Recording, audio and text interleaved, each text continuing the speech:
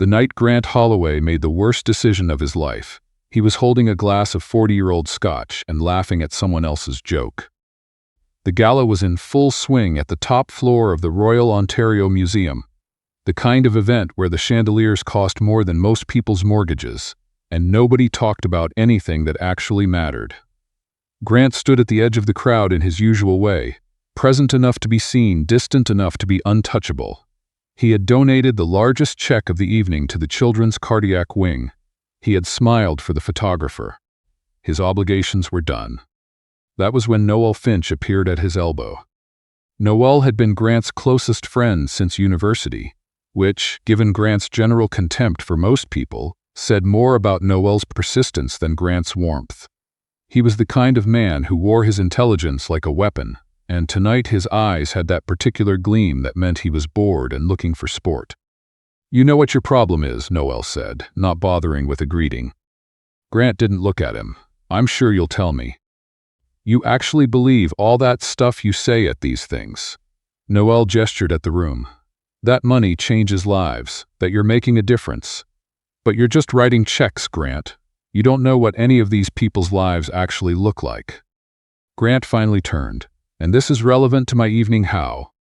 Noel tilted his head toward the far end of the room, where a young woman in a plain navy dress was moving quietly between tables, collecting empty glasses with efficient, unhurried movements. She had her hair pulled back in a simple knot. She didn't make eye contact with the guests. She was new. Grant had hired 3 additional staff through an agency for the evening, and she was clearly one of them.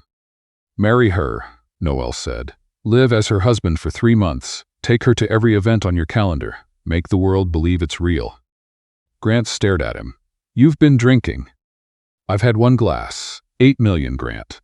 If you actually believe what you preach, that class is just circumstance, that anyone can rise, prove it. Marry someone the world would never expect you to marry. And don't hide her. Put her in the front row." The group around them had gone quiet. Grant could feel their attention like a change in air pressure. Backing down now would mean something he was unwilling to let mean anything. He set his glass down on the nearest tray.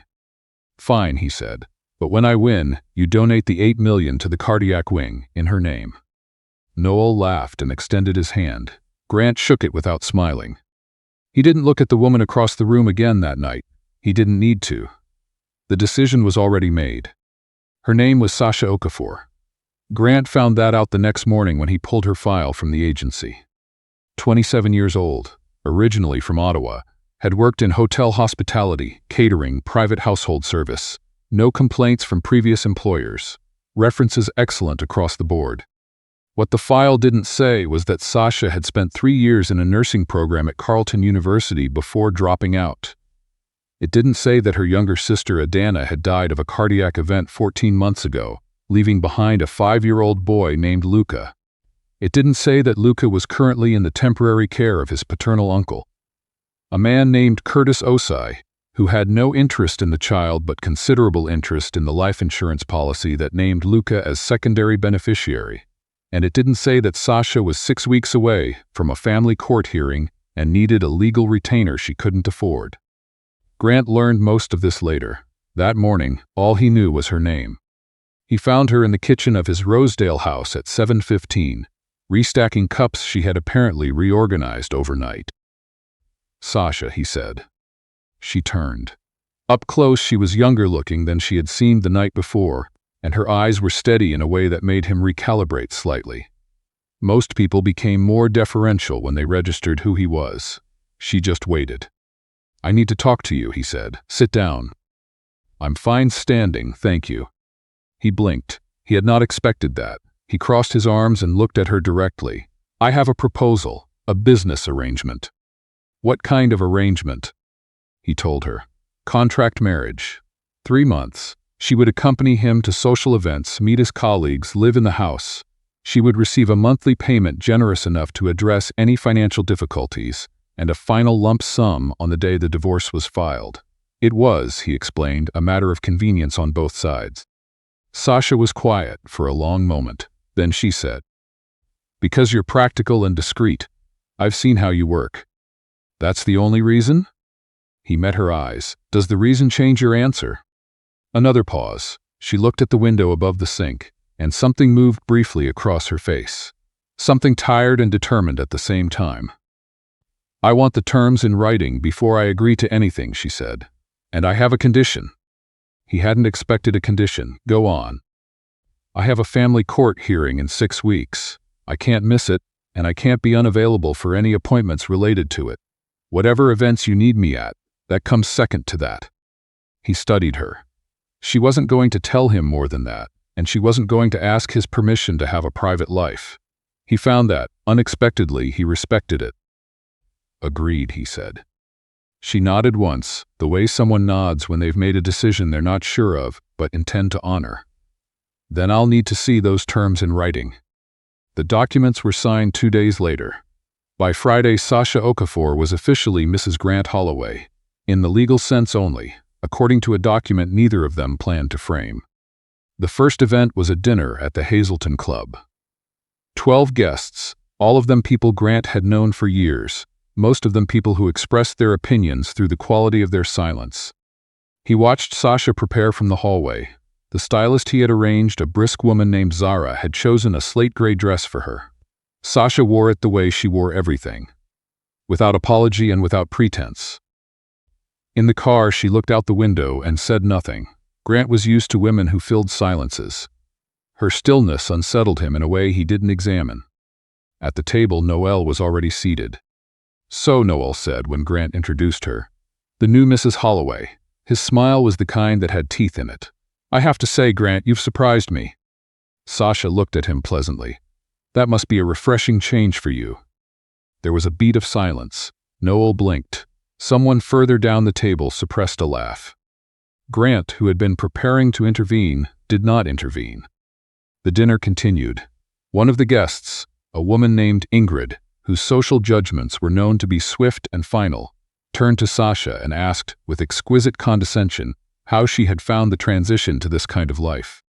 Sasha set down her fork. "I haven't found it particularly difficult," she said. "People are people wherever you go. The addresses change, the needs don't." She looked at Ingrid with a calm that wasn't hostile but wasn't soft either. "What about you? Have you always known exactly who you are, or did it take time?" Ingrid opened her mouth and closed it again. In the car on the way home, Grant sat with his elbow against the window for a long moment before he said, "You handled that well." "She was trying to embarrass me," Sasha said, still looking out her window. "People who do that are usually embarrassed themselves. I just gave her something to think about." He had nothing to add to that. The weeks passed in a pattern Grant hadn't expected to find comfortable. Sasha moved through the house with a particular quality of attention. She noticed things, fixed things, made quiet decisions that improved the household's function without announcement. The staff, who had initially watched her with the cautious assessment people reserve for uncertainties, began genuinely liking her within a fortnight. She remembered the housekeeper's daughter's recital. She left a note for the gardener about a drainage problem she'd spotted near the east flower bed. Grant noticed all of this from a distance, the way he had always watched things, from a remove that kept him certain and untouched. But one night he couldn't sleep, and he found her in the library at midnight with a legal document spread across the side table and a look on her face that he had not yet seen there, unguarded, frightened, and very young. She closed the file when she heard him, but not quickly enough. "What is it?" he said, not a question. "Nothing that concerns the arrangement," she said. He sat across from her. "The court hearing is in 3 weeks." She looked at him steadily. "How did you know about the hearing?"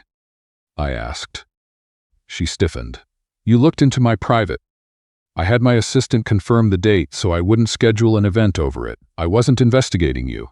He paused. "But I do know about Luca." The way her expression changed when he said the name, it wasn't anger, though she had a right to anger. It was something more unprotected than that. "He's 5, she said, after a moment. "He's been with his uncle for 8 months. Curtis doesn't want him.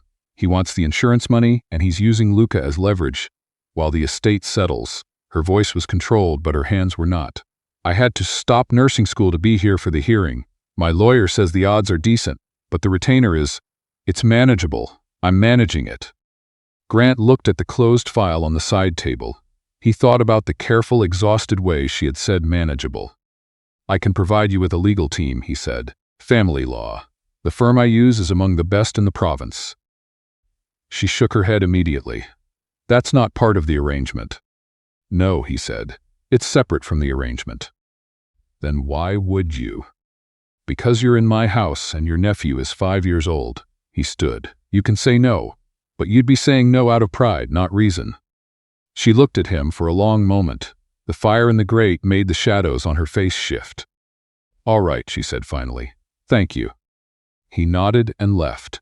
He stood in the hallway for a moment longer than he needed to before heading upstairs. This is for everyone who actually stays until the end.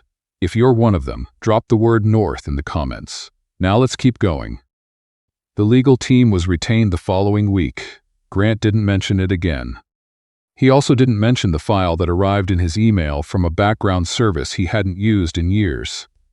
The one that told him Sasha had completed 2.5 years of a nursing program, with distinction before her sister's death, had made it impossible to continue.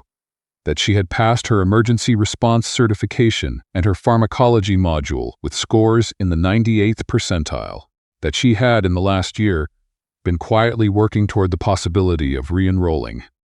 He read the file twice. He told himself it was due diligence. He was not entirely convinced. The Elite Foundation Gala was the largest event on his calendar that autumn, the kind of evening where every eye in the room was cataloging information. He told Sasha about it over breakfast. She didn't spill her coffee. She did set it down with deliberate care. "How large is the event?" she said. 400 guests, cameras, a few journalists. "And how many of them will know exactly what to look for?" "All of them." She was quiet for a moment, then she nodded. "All right." He looked at her across the table. This woman who had never asked him for anything she hadn't earned, who fought for a 5-year-old boy like it was the only thing she was certain of, who made him feel, for reasons he couldn't articulate, that he had been living in a very large house and a very small life. "You don't have to perform anything," he said. "Just be what you are." She looked at him with an expression he didn't quite know how to read. "That's the only thing I know how to do." The gala was an exercise in social pressure that Sasha navigated with the same unhurried attention she brought to everything. She did not try to impress. She listened carefully and spoke only when she had something to say, and what she said was always direct enough to be interesting and honest enough to be disarming. A man named Hargreaves, old money, rigid opinions, cornered her near the bar and spent 5 minutes explaining why charitable giving was more efficient than systemic reform. Sasha said, "That's an interesting perspective. I spent 3 years studying what happens when people fall through the systems that are supposed to catch them. The giving helps. But it mostly helps the givers feel better." Hargreaves looked startled, then thoughtful, then genuinely intrigued. Grant, watching from across the room, felt something shift in his chest, a slow, inconvenient recognition. On the drive home, she fell asleep in the car before they reached Bloor Street. He didn't wake her. The night everything broke open was a Thursday. They had come back late from a dinner at his business partner's house. Sasha had changed out of her dress and was into the kitchen making tea when he came in looking for water. She poured him a cup without being asked. He sat at the kitchen table. She sat across from him. They hadn't planned to stay, but the house was quiet and neither of them moved. "Why did you stop?" he said. She looked at him. "Stop what?" "Nursing." She was quiet for a moment. Adana collapsed at work. She was gone before I got to the hospital. She looked at the table. Luca was with a neighbor. He didn't know yet. I had to be the one to tell him. She exhaled slowly. After that, the degree seemed far away. The semester was already half over. I deferred, and then things were complicated and I didn't go back. He watched her. The kitchen light was warm and slightly too bright, the kind of light that makes everything look more honest than it wants to be. "You were good at it," he said. "The nursing." She looked up. "How would you know?" "Your file." She should have been angry. Instead, she looked at him with something tired and exasperated, and, he thought, almost fond. "You investigated me." I confirmed what I suspected. She shook her head slowly. Then she said, "I was good at it. I liked knowing how things worked, how the body does what it does." I liked being the one who knew what to do when everything was going wrong. She paused. It felt like the most useful thing I could be.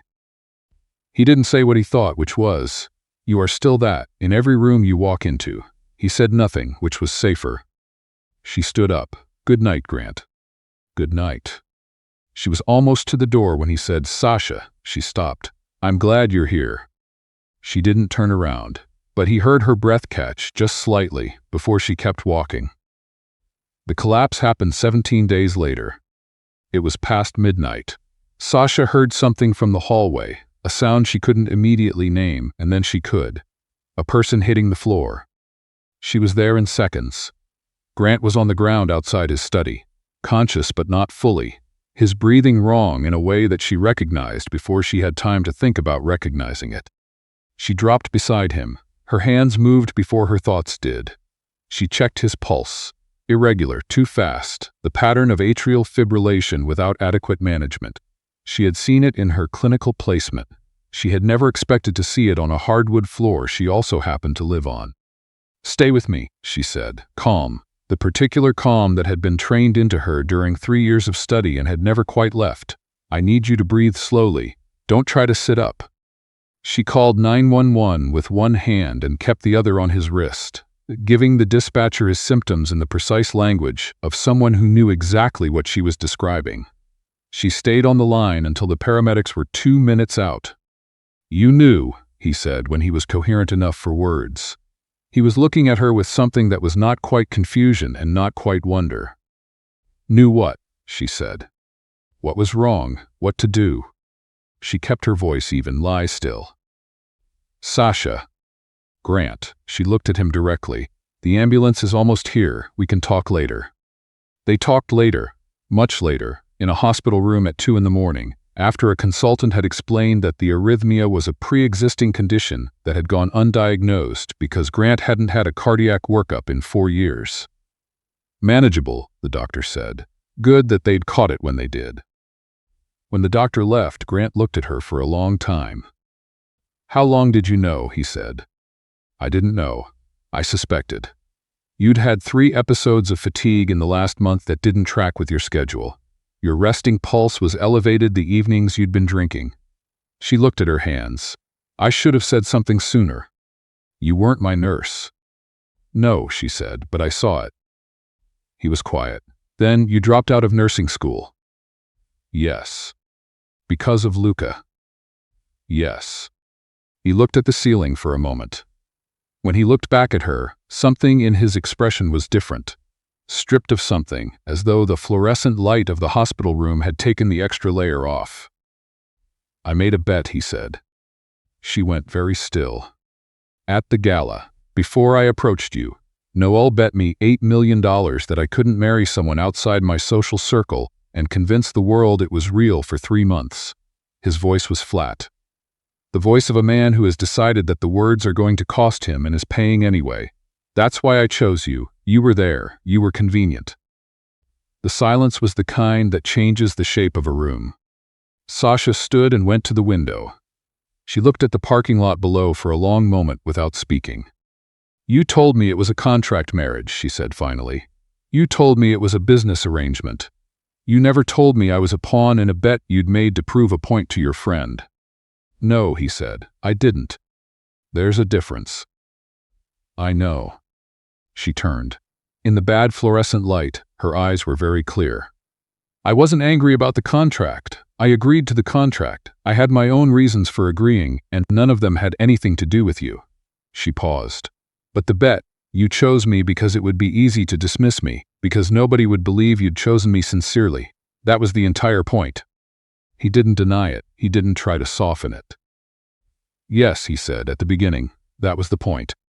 She picked up her coat from the chair beside his bed. "I hope you feel better," she said, and she left. Grant was discharged 2 days later. He went home to a house that was not different in any physical way but felt emptied of something he hadn't known was filling it. Sasha had taken her things. Her room was clean. She had left nothing behind except, on the kitchen counter, a note with the name and number of a cardiac specialist she recommended, followed by the words, "Please actually go." No signature. He called Noel. I'm donating the $8 million, Grant said, to the children's cardiac wing, in the name of Sasha Okafor. Noel was quiet for a moment. Then you lost the bet. I know what I lost. He hung up. He called the legal firm he had retained for Sasha's custody case and told them to continue, pro bono, on his account, regardless of whether she asked them to stop. He was told the hearing was in 4 days. He did not go to the hearing. He did not think that was something she would want. A text from the firm's senior partner arrived that evening. Custody awarded to Ms. Okafor. Full and permanent. Grant sat with that for a long time in his study, alone, in a house that had not managed to go back to feeling like silence since she left. He found her at a coffee shop on Queen West 3 weeks later, not because he had looked for her, but because he had stopped in for a coffee and she was behind the counter, and the world, it turned out, was not as large as he had arranged it to seem. She saw him when he walked in. She did not look away. He went to the counter. She didn't move. "Hi," he said. "Hi," she said. "Luca." A pause. Something in her face shifted. Not melted, but softened, in the way of a person receiving news they've been waiting for long enough that it still surprises them when it arrives. "He's with me. He started school last week." She paused. "He likes dinosaurs, and he specifically hates the color orange. I don't know how a 5-year-old develops a specific opinion about a color, but here we are." Grant almost smiled. He didn't yet. "I heard about the hearing." "The firm told me you," continued the retainer. "Yes." "Why?" "Because the right thing to do doesn't stop being the right thing because the arrangement is over." She was quiet. "I'm not here to ask you to forgive me," he said, "or to ask for anything. I needed you to know that whatever I told myself the arrangement was, what it actually was for me, was the first time in a very long time that I believed I was in the same room as someone real." He stopped. "I know that doesn't fix anything." She looked at him for a long moment. Behind her, the espresso machine hissed. "You were arrogant," she said, "and you chose me because you thought I was disposable." "Yes. And then you sent legal support for my nephew's custody case without telling me, and you donated the bet money in my sister's name, and you left me alone when I needed to be left alone." He said nothing. "Those aren't the same person," she said. "That first one and the other ones, they're not the same." "No," he said, "I know." She looked at him for another long moment. "I'm not ready to trust you," she said, "but I don't think you're who you were at that gala." He nodded. "That's enough." "It's not a yes." "I know." "Good." She turned to the espresso machine. "What do you want to drink?" He almost smiled again. This time he let it. "Whatever you recommend." It was 6 months before he asked her properly. In that time, she went back to nursing school. Evenings, part-time, Luca doing his dinosaur drawings at the kitchen table of the apartment she rented in the annex while she studied on the couch beside him. Grant saw them once, through the window from the street, before he had even knocked. Luca in his socks, intensely coloring something, and Sasha with a textbook, reaching over absently to fix the boy's grip on his marker. Something in Grant's chest did the thing it had been doing for months. The thing the cardiologist said was fine, and Grant suspected had nothing to do with his heart condition. He knocked. She let him in. Luca looked at him with the frank evaluation of a child who has not yet learned to disguise what he thinks. "You're the man from the coffee shop," Luca said. "I am." "Sasha said you were complicated." He returned to his drawing. She looked at the ceiling briefly. "Luca." "He said so himself," Luca said, with the devastating logic of 5-year-olds everywhere. Grant laughed, genuinely, not the practiced kind. It surprised all 3 of them. He asked her in the garden of his Rosedale house, on an evening in late April when the cherry tree his mother had planted before he was born was in full bloom. He had asked Luca first, that morning, over pancakes, in language a 5-year-old could evaluate. Luca had said okay and then asked if this meant he could have a dog. Grant had said he'd consider it. Sasha looked at the lights strung through the branches of the old cherry tree, at the small table set with the wine she preferred, at Luca sitting on the back step, with the expression of someone trying to look casual, and not quite managing it. "Did you put him up to this?" she said. "I asked his permission," Grant said. "He negotiated a dog." She looked at him. In the April light, she was tired and warm and more certain of herself than anyone he had ever known. And she was looking at him the way she had looked at him in the hospital room at 2 a.m, which was directly, without any distance between what she felt and what she showed. He went down on one knee. The garden smelled like cold earth and something beginning. "I don't have a speech," he said. "You know me. I'd get it wrong." She crossed her arms. "Try anyway." "You are the most real thing that has ever been in my life," he said. "And I want to be the kind of man who deserves to be in yours. I'm still working on it. I think I'll be working on it for a long time." He looked up at her. "Marry me? For real this time? For every reason that isn't a bet or a contract or a point to prove. Just because I love you. And Luca knows where I keep the good biscuits, and I think we're better when we're in the same house." She uncrossed her arms. She looked at the ring. She looked at him. "The dog," Luca said from the step loudly. "Luca," Sasha said without looking away from Grant, "we are having a moment. The moment is taking a long time." She laughed. The real one. The laugh she didn't produce for rooms full of people. The one Grant had been collecting since the night she'd told him about nursing school, and the kitchen light had been too bright and honest for either of them to pretend otherwise. She wiped the corner of her eye with her wrist. "Yes," she said, "obviously yes." He stood. She stepped toward him, and he put the ring on her finger, and Luca hurtled off the step and into both of them with the full-body certainty of a child who has been promised a dog and has no intention of letting anyone forget it. They married in the garden 2 months later, on a Saturday morning in June. Luca stood between them in a small suit he was very proud of and extremely reluctant to keep clean. The guests were few, people who had earned the invitation. Noelle was not among them. When the officiant asked if Grant took Sasha to be his wife, he said "I do" with less ceremony and more certainty than he had ever said anything in his life. Sasha, when she answered, looked at him the way she had from the beginning. Directly, without performance, without the extra layer that most people kept between themselves and the world. And that, in the end, was the thing that had undone him from the very start. A woman who had never once pretended to be anything other than what she was, in a world that had rewarded him his whole life for pretending to be more.